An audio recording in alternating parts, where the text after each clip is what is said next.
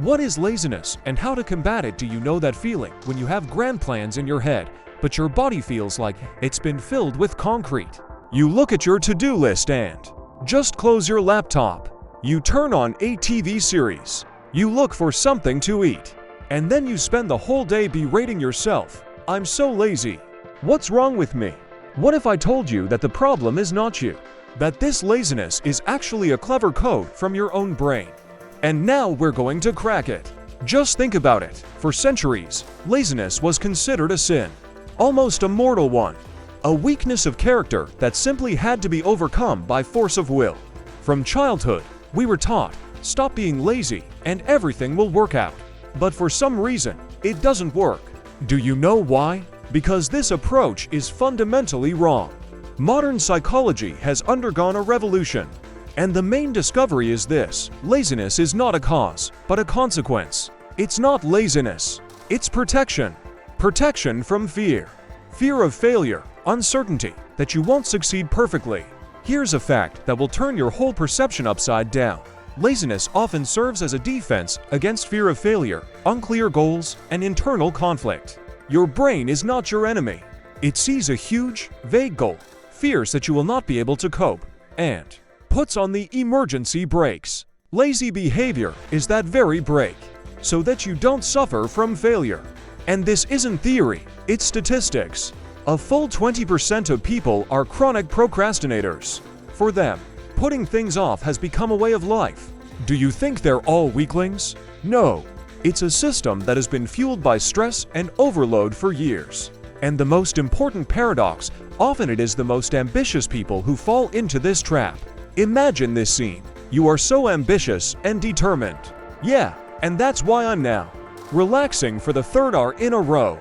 Honestly, do you recognize yourself? The bigger the goal, the higher your expectations of yourself, the louder that inner critic becomes, whispering, what if it's not perfect? What if I fail? And your brain chooses, it's better to do nothing than to do something and make a mistake. Sound familiar? But here's the main secret. Your laziness is not your enemy. It's a signal, a loud alarm bell from your own psyche, saying, hey, there's a problem here. We're afraid. We're confused. Help us. And as soon as you shift your focus from fighting laziness to deciphering this signal, everything changes. You ask yourself, not how can I force myself to work, but what am I really afraid of? What exactly scares me about this task? And that is the key. The key that unlocks the door to incredible productivity. But to turn it, you need to understand how our brain sabotages us and what psychological traps it sets for us. And it is precisely these traps, how to avoid them, and how to turn this pseudo-resistance into pure energy that we will discuss in the next section. I promise you will learn some shocking things about yourself. So, we have established that laziness is a signal. But why do we persistently continue to think that it is our fault? Why is our first impulse to berate ourselves for inaction? Now we will get to the root of this mistake. And this is one of the most destructive myths about the human psyche. The myth that laziness is a sign of weak character. A sign. A moral vice. This belief is as old as the world itself. In ancient cultures, laziness was condemned, but no one saw the inner fears behind it. It was considered a flaw of the soul. Can you imagine what a burden that was? You weren't just not doing your job, you were a bad person. The Romans even had a special term for this feeling, acedia. It was that very melancholy, apathy, spiritual laziness, which is akin to our modern procrastination. And it was also fought as a sin. Think back to your childhood. Were you often scolded for being inactive? The neighbor's boy has already done his homework, and you're still lying around. Stop being lazy. Sound familiar? From childhood, we were taught to associate laziness with being a bad person. And this negative inner voice, this critic, stayed with us for many years. It still lives in your head, doesn't it? But then the 20th century arrived, and psychology made a breakthrough. Scientists finally stopped viewing laziness as a moral defect and began to study it as a symptom.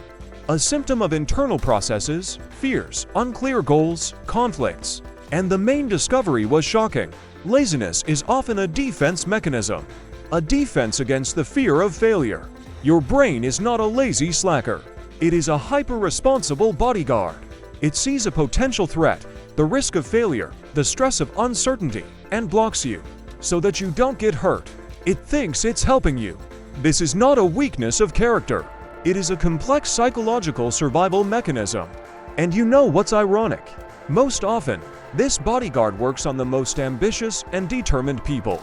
A paradox. Not at all. The bigger your goals, the higher the bar. The louder your inner perfectionist screams, all or nothing, perfect or nothing. And the brain, frightened by this insurmountable task, chooses nothing. Better to do nothing than to do something imperfect. So if you consider yourself ambitious, but constantly get stuck in procrastination, that doesn't make you a hypocrite. It makes you a person whose brain is trying too hard to protect you. But here's what's important. We are no longer in ancient Rome. We must not continue this vicious practice of self-flagellation. Realizing that laziness is a shield, not a flaw, is the first and most powerful step toward change. The question is not how to force myself to stop being bad. The question is, what exactly is this shield protecting me from? What fear is hidden behind it?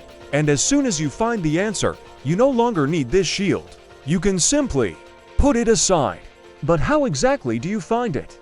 How do you recognize the true cause of your resistance, which is masked as laziness? And how do you turn this understanding into a concrete plan of action? We will discuss this in the next section, where we will analyze the main psychological traps that the brain sets for itself, and I will give you truly effective tools for hacking this system. So, we've debunked the old myth. We've stopped blaming ourselves. What next? And next comes the most interesting part. We're getting to the heart of the problem, to the reason why all the just do it advice doesn't work. Modern psychology has undergone a quiet revolution. It has stopped fighting laziness and started listening to it. And it has heard some surprising things. It turns out that in most cases, what we call laziness is not a lack of motivation. It is a distorted manifestation of it. As one famous psychologist said, laziness is not a lack of motivation, but a distorted manifestation of it. Your brain has not lost its strength. It has simply directed it not toward action, but toward sabotaging that action. Why? Because laziness is not a sign of indecision. It is a complex, almost ingenious way for the brain to protect itself from the intense stress it sees on the horizon. Right now, imagine this scenario. A real storm is raging inside you. It is an internal conflict. On the one hand, there are your ambitions and enormous expectations of yourself. I must do this perfectly. On the other hand, there is a primal fear of failure, shame, and condemnation. What if I fail? What if everyone sees that I'm not good enough? And this storm rocks your psyche. And the action you are postponing is like going out to sea in such weather. And your brain, like an experienced captain who cares about the safety of the ship, says, "No, we're not going anywhere. I'm not taking you out into this storm. We're staying on shore." And that shore, that's what we call laziness. It's not cowardice. It's self-preservation. Overprotective, yes. Broken, perhaps. But well-intentioned. Your brain protects you so fiercely from potential pain that it is willing to pay the price of constant stress from unfinished business and feelings of guilt. It sincerely believes that this is the lesser of two evils. And you know what's most important? This knowledge is not an excuse. It is liberation. It is permission to be yourself, to stop criticizing yourself mercilessly and finally start negotiating with yourself. You are not lazy. You are protected. Too well protected from yourselves. But what to do with this hyperactive bodyguard? How to convince him that you are already strong enough to cope with the consequences of possible failure? That going out to sea is the only way to learn to swim and finally find your promised land. The answer lies in understanding the specific mechanisms of this defense, in the ability to recognize which fear is screaming loudest inside you. And that is exactly what we will do in the next and final section. I will show you how to accurately diagnose what you are really afraid of based on the nature of your inaction, and I will give you specific tools to negotiate with your inner defender and finally get moving. This will be the most practical and important conversation in the entire video. There's not much left, from ancient sins to modern scientific discoveries. But let's come down from heaven to earth. Let's face the truth. Because in the 21st century, laziness has become a mass phenomenon. A real epidemic. Do you know what the most shocking statistic is? That today, Around 20% of people are chronic procrastinators. That's 1 in 5. For them, putting things off is not a coincidence. It's a lifestyle. It's a deeply ingrained habit that has been fueled for years by our frantic pace of life, stress, and information overload. Think about it for a second. You're not alone in this, are you? When you spend the whole day putting off an important project, scrolling through your social media feed, somewhere right now, thousands of people are doing the same thing. Is that comforting? Or, on the contrary, is it scary? Because it proves the main thing. The reason is not in you personally, not in your weak character. The reason is deeper. It lies in the very system of modern life, which constantly bombards us with stimuli, anxiety, and endless to-do lists. And the most interesting paradox of our time? Most often, ambitious people fall into this trap. Yes, the very ones with burning eyes and big goals. Why? Because ambition breeds huge expectations. And huge expectations breed a monstrous fear of not living up to them. The internal conflict grows. I want to do everything perfectly, which means it's better not to do anything at all. And there you have it, paralysis of action.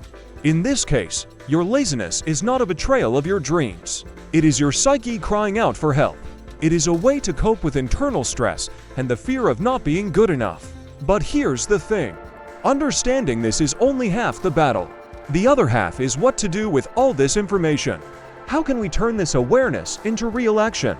How can we stop being part of these sad statistics and start living truly productive lives? The answer is not to find some kind of magic pill for motivation. It is to develop a new system of interacting with yourself. Just 4 steps for real cures for chronic procrastination. First, determine your true goals. Not those imposed by society or Instagram, but those that burn inside you. What do you really want? Write it down. Say it out loud. Second, break down any huge, daunting task into microscopic steps, so small that your brain would be silly to be afraid of them. Open the file. Write 1 paragraph. Small victories are the best drivers of progress. Third, accept your fear of failure. Allow yourself to make mistakes. Tell yourself, yes, I may not do this perfectly. And that's okay. Imperfect action is always better than perfect inaction. And fourth, use motivational techniques. Time management, positive reinforcement. Reward yourself for your progress. And most importantly, visualize the result. Close your eyes for a second right now and imagine yourself having already achieved your goal. Feel that joy, that relief, that freedom. What emotions do you feel? Remember them. That is your most powerful emotional stimulus. It's not magic. It's reprogramming your brain, moving from fighting with yourself to working with yourself. And the most surprising thing is that when you apply this approach, you find that laziness begins to recede. Not because you have overcome it by force, but because you have heard its signal and eliminated the cause of the alarm. You have transformed from a victim of circumstances into the architect of your own productivity. But theory without practice is dead. So in the next and final section, we won't just talk. We'll create your personal action plan. Step by step, I'll show you how to apply each of these strategies in practice with specific examples from real life. This will be the moment when knowledge turns into power. All that remains is to take the final step. Let's talk about the most painful paradox right now, the one that torments millions of ambitious people around the world, including, perhaps, you. Why can a person with the most ambitious plans do nothing for weeks or months? When your head is full of projects that will change everything, but in reality, you find yourself endlessly scrolling through social media and feeling guilty. The answer lies in one surprising fact. Ambitious people are more likely to suffer from analysis paralysis. This is when you are so afraid of making a less than perfect move that you don't make any move at all. Excessive self-control and self-criticism literally paralyze the will. Think back to yourself. Here you are, standing at the start of a big project. Your ambitions whisper, "Do it brilliantly. Jump higher than everyone else." And what does your so-called laziness say in response? It quietly says, "The fear is too great. What if it doesn't work out? Better to stay here, where it's safe." It is a meeting in the mirror of two parts of your personality. The one that wants to conquer the world, and the one that is afraid to even step outside the door. And you know what? That's okay. It doesn't make you weak. It makes you human. As one psychological aphorism says, the higher the goal, the scarier the step forward. Your brain sees this lofty goal and triggers a defense mechanism. It thinks, danger. We could fall from such a height. It's better not to take off at all. And it's right in its own way. It's trying to protect you from pain. Think for a second, when was the last time you put off something really important because you were afraid you wouldn't do it well enough? How did you feel then? Relief or disappointment in yourself? This internal conflict, I want everything right now versus I'm afraid to even start, creates the very paralysis that we mistakenly call laziness. But what if there is a way to negotiate with both parts of yourself? What if you can achieve big goals with small, imperfect steps? Steps that don't scare your protective brain, but still lead to that grand dream? Imagine your ambitions take flight, and your caution finds security. And instead of war within you, cooperation begins, and this is not some kind of magic. It is a specific psychological technique. A technique that turns your inner critic into your inner ally. And that is what we will talk about in the most important, final section. I will show you how to hold this peaceful conference between your ambitions and your fears. How to finally give yourself permission to act, imperfectly, but consistently. The last step to your breakthrough remains the most important one. So, we have come to the most important part, how to put all this theory into practice. How to stop analyzing and finally start acting. Do you remember what I mentioned earlier? That breaking a large task down into smaller chunks increases your chances of success by 80%. These aren't just pretty words. This is the mathematics of productivity. Your brain doesn't see an insurmountable mountain in front of it, but rather a clear staircase with small steps. And it agrees to climb it. So let's start building that staircase right now. For your most important but postponed goal, first, set clear and measurable goals. Stop saying, I want to write a book. Say, I will write 100 words a day. See the difference? The first is frighteningly abstract. The second is specific and achievable. Second, small steps and rewards. Your task is to trick your inner critic. They're not afraid to write one paragraph. Do it. And then praise yourself right away. Tea with a cookie, 5 minutes on social media, whatever you want. Your brain needs to associate the action with a pleasant reward. Third, accept fear and mistakes. Give yourself official permission to be imperfect. Say out loud right now, my first attempt will be crooked and clumsy. And that's okay. Let go of the burden of perfection. It's dragging you down. Fourth, manage your time and rest. Work in short bursts. 25 minutes of full concentration to 5 minutes of rest. The Pomodoro technique. Your brain is capable of many things, but not infinitely. Respect its need to recharge. And now I want you to do something while watching this video. Choose one task that you have been putting off the longest. Right now. Now break it down into the smallest, most ridiculous step. So small that it would be impossible not to do it. For example, don't say start exercising, but rather put on your sneakers and stand in them for 2 minutes. Don't say write a report, but rather open the document and write the title. Will you do it? Great! You have just lit that tiny spark of motivation. Your task now is to keep it from going out. Carefully add a pinch at a time. Every day. And then that spark will burst into a flame of true inspiration and productivity. Your laziness will turn from an enemy into a valuable ally. An early warning system will gently alert you. Hey, you're going the wrong way. You forgot to take a break. That goal isn't yours. You will stop fighting with yourself and start cooperating with yourself. This is the highest form of productivity. But you know what? Theory and general advice are all well and good. But each of you has a unique situation. Different fears, different goals, different reasons for procrastination.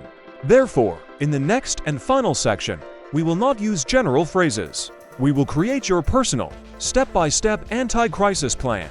I will give you specific tools to diagnose your type of procrastination and action templates for each of them. This will be the most valuable and practical outcome of this video. Something you can apply immediately after watching it and see the first results today. All that remains is to make one last push, the most important one. And so we have come to the end of our journey, to the moment when everything comes together into a single picture.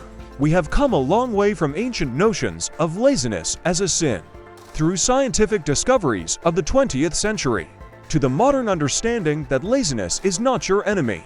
It is an indicator, a subtle tool of your psyche that points to internal problems. We learned some shocking statistics. 1 in 5 people are chronic procrastinators. We examined the paradox of ambitious people who can spend years without moving toward their goals. Most importantly, we realized that laziness is not a lack of motivation, but a distorted manifestation of it. It is a defense against the fear of failure, a shield that once saved you, but now prevents you from growing. But do you know what the real basis for change is? It's not new time management techniques. It's not yet another planner.